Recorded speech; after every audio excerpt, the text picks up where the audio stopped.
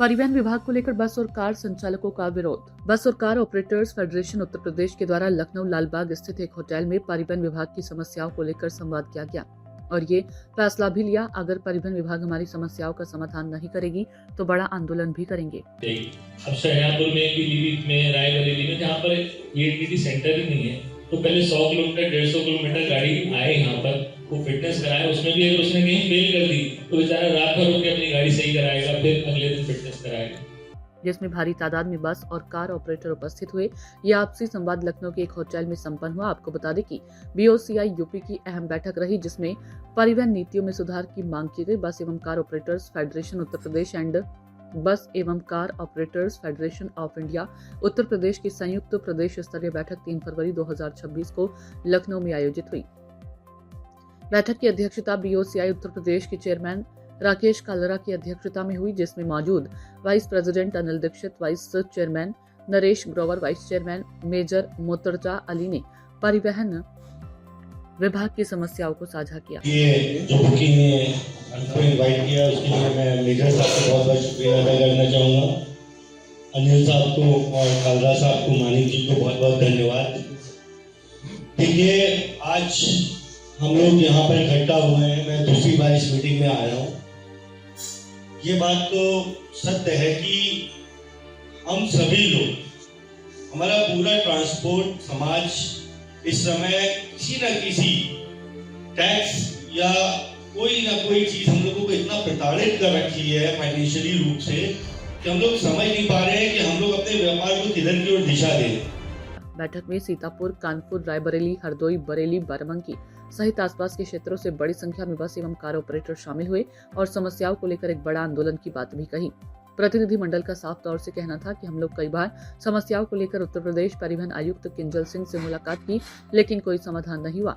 और सरकारी गाड़ी आती है तो उसे 27,000 रुपए मिलते हैं, तो ये भेदभाव है। इन तरह की बहुत सारी समस्याएं हैं जिनके विरोध में हम पूरे प्रदेश के परमिटों में, जैसे ऑटोमेशन है, सरकार कहती है कि हमने परमिट को ऑटोमेटिक कर दिया है, ऑटो अप्रूवल पे है, परंतु ओटीपी के नाम पे जो है वो वसूली की जाती है, उस पे लटकाए रखते हैं और उसको परमिट नहीं दी जाती। जैसे कि परमिट की अगर आपने बात किया कि 15 साल से 20 साल कर दिया जाए, उसको लेकर के आप यूपी के जो टीसी कमिश्नर है उनसे आपने मुलाकात की, आपकी टीम ने किया, तो क्या कुछ आश्वासन मिला आपको? उसमें भी कोई आश्वासन नहीं मिला। हमारी गाड़ियों में कुछ गाड़ियों की उम्र जो है 20 वर्ष है, परंतु परमिट देने का प्रावधान 15 वर्ष ही है। जो 5 वर्ष बचे हैं उसमें गाड़ियां बिना परमिट के चलती हैं, टेम्परेरी परमिट लेने पड़ते हैं, जिसके लिए रोज वहां जाके धक्के खाने पड़ते हैं। आपको बता दें कि बैठक में बस ऑपरेटर्स के द्वारा बताया गया कि वाहन की आयु के आधार पर फिटनेस फीस समाप्त करने, पर्याप्त एटीएस केंद्र खुलने तक एटीएस फिटनेस को अनिवार्य न करने, ऑल यूपी परमिट की वैधता 20 वर्ष करने, चुनाव ड्यूटी में ली गई निजी बसों को यूपीएसआरटीसी के समान भुगतान देने, ग्रामीण स्टेज कैरिज बसों पर यात्री कर में 25% कटौती, सभी परमिट सेवाओं को ऑनलाइन ऑटो अप्रूवल प्रणाली से लागू करने तथा सभी कैब वाहनों पर निजी कारों की एक तरह मुफ्त वन टाइम टैक्स प्रणाली लागू करने और आवश्यकता अनुसार उन्हें कभी भी निजी वाहन में परिवर्तित करने की सुविधा देने की मांग प्रमुख रूप से रखी गई है। मैं करीब 50 साल से इस कारोबार में। आज एक मीटिंग की गई एक होटल के माध्यम से जी, काफी लोग जुड़े आपके साथ में, क्या समस्या है? हम लोगों की तमाम समस्याएं हैं। ये जो ऑनलाइन की व्यवस्था इन्होंने चालू की है, ये ऑनलाइन एक छल है। कैसे ऑनलाइन है, लेकिन सरलीकरण के बजाय ये जटिल समस्या पैदा कर दी है। जिस काम के हमें 2 रुपये लगते थे, कैशियर मान लीजिए हमें रसीद कटाना है, वो हमारी 2 रुपये से 5 रुपये में काउंटर पे कट जाती थी आरटीओ ऑफिस। अब वो इन्हीं ने तो कह दिया सरकारी उस पर 20 रुपये लगेंगे, वहाँ 50 से कम पे रसीद नहीं है, 50, 100 और 200 रुपये। तो ये सरलीकरण कहाँ हुआ? ये तो हमें लुटवाने के लिए आपने बाहर अड्डा खोल दिया। हमारा कहना चाहेंगे आप? हम तो चाहते हैं ये बंद हो, हमारा आरटीओ ऑफिस खोले, वो रसीद काटे ना 2 रुपये 5 रुपये। अगर हम किसी को देते हैं तो वो क्या नुकसान है, उस गरीब आदमी को मिल रहा है। बैठक में बताया गया कि जनवरी 2026 से प्रदेश में मैनुअल फिटनेस जांच बनकर केवल निजी एटीएस केंद्रों से फिटनेस अनिवार्य कर दी गई, जबकि पूरे प्रदेश में मात्र 15 एआईएस केंद्र ही कार्यरत है और 23 लाख से अधिक वाणिज्यिक वाहन इससे प्रभावित हो रहे हैं। संगठन ने इस व्यवस्था को अव्यावहारिक बताते हुए A15 प्रणाली को चरणबद्ध रूप से लागू करने की मांग की है। आप क्या कहना चाहेंगे? आपने के माध्यम से बताया है। मैं राकेश कालरा, चेयरमैन उत्तर प्रदेश बॉकी टीम से हूँ। हम लोगों की जो संस्था है वो सब बस और कार ऑपरेटरों को जोड़ती है आपस में, और उनकी जो मांगे हैं वो सरकार को सेंट्रल में और स्टेट में रखती है। आजकल रोज नया नया कानून बस मालिकों के ऊपर लग जा रहा है। अभी जैसे स्लीपर बस के ऊपर लग गया। अब जिस मालिक ने 50 लाख रुपए की स्लीपर बस बनाई हो, उसको आपने आज एक नया नियम लगा दिया और कह दिया पहले उस नियम को पूरा करो, तब हम आप उसकी गाड़ी रजिस्टर्ड करेंगे। अब उसको रजिस्टर्ड कराने के लिए पहले 3 लाख रुपए उस नई गाड़ी में चेंजेस कराने के लिए लगेंगे कि उसको वाटर फाइटिंग सिस्टम लगाना पड़ेगा, फायर फाइटिंग सिस्टम जिसको हम बोलते हैं। उसके अलावा 5 गेट करवाने पड़ेंगे। उसके अलावा अब आपने ATS सेंटर, अब कोई 200 किलोमीटर किसी के शहर से ATS सेंटर दूर हो तो बेचारा अपनी गाड़ी जिसकी फिटनेस खत्म हो गई वो कैसे लेके आया, और फिर उस सेंटर में लेके आया, उसने गाड़ी में कोई एक कमी निकाल दी कि आपकी गाड़ी का हेडलाइट का अलाइनमेंट नहीं है, तो उसको कराने के लिए वो रात भर बेचारा रुके, अगले दिन मिस्त्री से सही कराए फिर जाए।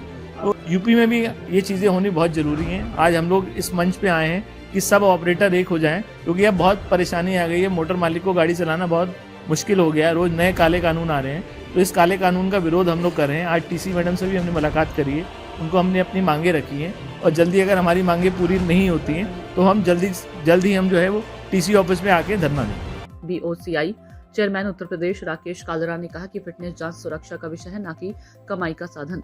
वहीं संयोजक मेजर MA खान तथा वाइस चेयरमैन नरेश ग्रोवर ने कहा कि परिवहन उद्योग प्रदेश की रीढ़ है और सरकार को व्यवहारिक फैसला लेना चाहिए। अनिल दीक्षित उपाध्यक्ष ने कहा कि नीतियां सरल होंगी तभी निजी निवेश और यात्री सुविधाएं सशक्त होंगी। गुरमीत सिंह तनेजा संयुक्त सचिव 408 परिवहन नीतियों में व्यवहारिक सुधार समय की आवश्यकता है ताकि ऑपरेटरों और यात्री दोनों के हितों में सुरक्षित रह सके। मानिक चावला उपाध्यक्ष BOCI उत्तर प्रदेश द्वारा कहा गया सरल नियम, डिजिटल प्रक्रियाएं और समान नीति से ही प्रदेश में परिवहन व्यवस्था मजबूत हो सकती है। देखिए आप भी हम मौके मौजूद हैं, तमाम ऐसे ओनर यहाँ मौजूद हैं, मूल समस्याएं क्या क्या आपने? देखो सर, हमारे PM हुए, हमारे CM हैं, उनका फर्स्ट जो प्रायोरिटी थी वो डिजिटलाइजेशन करना था कि हम डिजिटलाइज करें, हम ऑटोमेशन पे लेके आएँ। ठीक है, कई चीज़ें वो ऑटोमेशन पे लेके आने की कोशिश भी करी और हमारा TC ऑफिस जो है वो क्लेम करता है कि हम ऑटोमेशन पे ले आए हैं।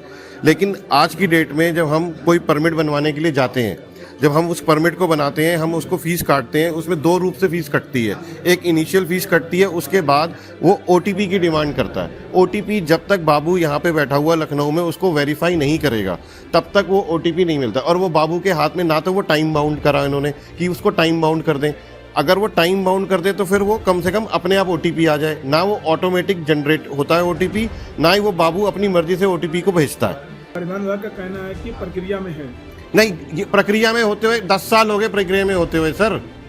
ये क्लेम करते हैं कि हो चुका है, लेकिन अभी तक कुछ भी नहीं हुआ। जब तक ये OTP बंद नहीं करेंगे तब तक ये लूट बंद नहीं होगी। कहीं ना कहीं घूसखोरी का मामला, बिल्कुल घूसखोरी ही है, इसी वजह से ही ये हो रहा है। अपनी जनरल मांगों को लेकर के आप यहाँ बैठक किया, इसके बाद क्या अगला कदम होगा? देखो सर, हमने एक डिमांड रखी है TC मैडम से। अगर वो हमारी डिमांड को सुनते हैं, पूरा करते हैं, और हमने कोई भी नाजायज़ डिमांड नहीं रखी है, सारी हमने जायज़ डिमांड रखी है जो कि वो खुद क्लेम करते हैं कि ये है और ये हमारे ट्रांसपोर्ट व्यवसाय के हित में है।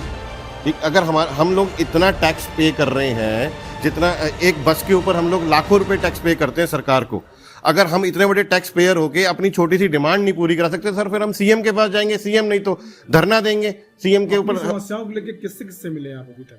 हम लोग अभी TC मैडम से मिले। क्या आश्वासन मिला आपको? कोई खास आश्वासन नहीं मिला, लेकिन हम फिर भी इंतजार करेंगे।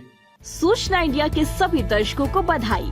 अब आप सूचना इंडिया देख सकते हैं जियो TV चैनल नंबर 4053 पर भी। साथ ही सूचना इंडिया के सभी सोशल प्लेटफॉर्म Instagram, Facebook और Twitter से जुड़े और पाएं आपके क्षेत्र से जुड़ी हर एक खबर।